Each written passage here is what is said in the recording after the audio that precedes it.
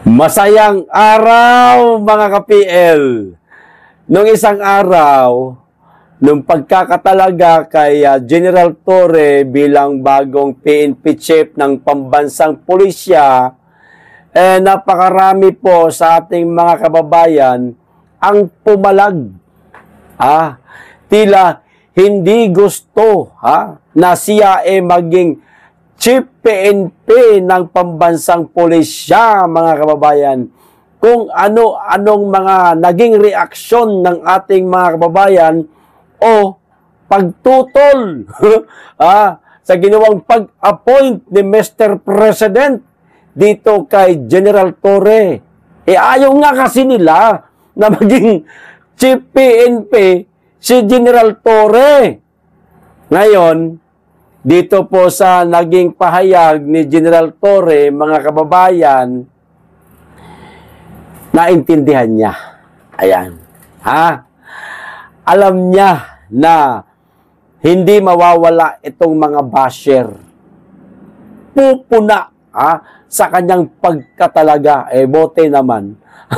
At naisipan kaagad yan ni General Torre na meron talagang mga basher dito sa kanyang pagkakatalaga. Maliban sa mga nakaraang naging Chief PNP, wala namang naging basher masyado. Meron man siguro mga mabibilang lang sa daliri. Pero dito kasi kay General Torre, mga kababayan, talagang pinutakte itong mama ng napakaraming basher. Pero okay na dahil aniya, tanggap niya ang mga naging pahayag o naging opinyon ng ating mga kababayan laban nga po sa kanyang pagkakatalaga bilang bagong hepe ng pambansang pulisya. Eto ang kanyang pahayag, mga kababayan. Maliban po dito sa babasahin ko, panoorin na rin po natin ang video. Ang sabi, ganire, they are welcome to voice out their opinions. Wow! Ayos, sir! Buti na lang at hindi kayo naging balat sibuyas. Ayos to. Talagang matapang.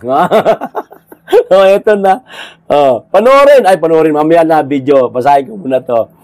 Natural at tanggap na ni bagong Philippine National Police o PNP Chief General Nicolas Torre III na mayroon talagang mga basher at masasabi ang publiko sa kanyang pagkakatalaga bilang bagong hepe ng pambansang pulisya. Ayun.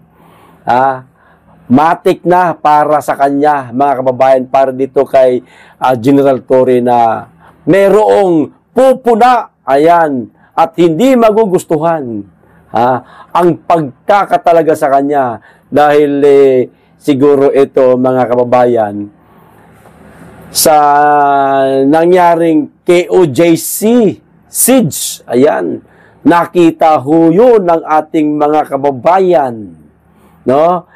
16 na araw ho yung pinag-usapan ng ating mga kababayan, hindi lang yata 15 araw, baka hanggang ngayon pinag-uusapan pa rin yan. Higit sa lahat, yung di umano'y illegal na pagpapaaresto o pagtapon kay dating Pangulong Duterte sa dahig, di ba? Si Torre din ang nanguna, mga kababayan, dito ho sa Villamor Air Base na kitang-kita ho sa mga video. Ang ayon nga sa ating mga kababayan, tila kawalang galang, tila mayroong kabastusan na ginawa itong si General Torre sa pagpapaaresto o pag-aresto sa dating Pangulong Duterte. Ituloy ko ho yung basa. Mensahe niya sa mga ito, welcome ang mga ito na magsabi ng kanilang mga opinyon. Ngunit, para sa hepe, magpapatuloy lamang siya sa pagpapatupad ng kaniyang mandato bilang hepe ng PNP ng alinsunod sa batas at mayroong dissenting approach. Teka, mga kababayan. Yung bang ginawa niya, nagtatanong lang ako Hindi ako nagpaparatang. Kayo na po ang sumagot. Yung bang ginawa ni General Torre na pag-aresto sa dating Pangulong Duterte, pagpasok sa Kingdom of Jesus Christ na maraming mga KOJC member ang nagkaroon ng trauma, meron pang ang namatay. Alam ho natin yan. Dahil sa tila merong kabagsikan na pagkilos itong mama, yun ba maituturing mga kababayan na merong dissenting approach? Kayo na lamang po ang humusga, mga kababayan. Mga bashers natin, natural yan. They are welcome to voice out their opinions, their criticisms. Walang problema yan. Tanggap natin yan at tayo natutuwa na may feedback tayong nakukuha sa ating mga kababayan. Isa lang naman ang reminder dyan, just like goes for everybody, it goes to you and me, na we have to do it within the ambit of the law, within the bounds of the law. And sa amin dito, dagdag pa sa mga pulis lalo, we have to do everything within the bounds of decency. Okay? We have to do everything within the bounds of decency. Yung nabanggit nitong si General Torre na hahatakin ko yan, sabing ganun. Di ba? Ang pagkakaintindi doon ng ating mga kababayan na ang hahatakin niya ay ang 80 anyos na uugod-ugod ng dating Pangulong Duterte. Pero ayon po sa kanya naging pahayag sa isang interview, hindi naman daw si PRRD ang hahatakin niya, kundi yung attorney. Hahatakin ko yan. Sabi niya, mga kababayan, pero ang senaryo kasi, kukunin ang dating Pangulong Duterte, isasakay sa eroplano, daldalhin sa dahig. Ngayon, maraming nakaharang at ayaw din tumayo ng dating Pangulong Duterte, no? Sabay sinabi niya, hahatakin ko yan. Hahablutin ba yun? Ano ba? Paano pagkakasabi? Di ba gaya ang dating Pangulong Duterte, parang yung dating Pangulong Duterte ang kanyang pinatutungkulan doon sa pagkakasabi niya, yun ba'y maituturing, mga kababayan, na dissenting approach? Kayo na lamang po humusga. Pinasok ang KOJC. Kayo na lamang po humusga. Nagliwaliw ang mga bataan niya sa loob ng KOJC na nagkaroon pa nga ng sakitan, paluan at kung ano-ano pa man. Yun ba'y dissenting approach, mga kababayan? Di ba? Ito ang munti kong kahilingan, no? Sa bagong talaga na hepe ng pambansang pulisya. Sir, General Torre, ayan. Kung tinanggap ho ninyo ang mga naging opinyon ng ating kababayan diyan sa pagkakatalaga mo bilang bagong hepe ng pambansang pulisya, sir, sana tanggap din ho ninyo sa mga susunod na buwan, susunod na taon, ang magiging punaho sa inyo ng ating mga kababayan pagdating ho dyan sa inyong panunungkulan bilang bagong hepe ng pambansang pulisya. Dahil hindi ho perpekto ang inyong pagkatao, sir.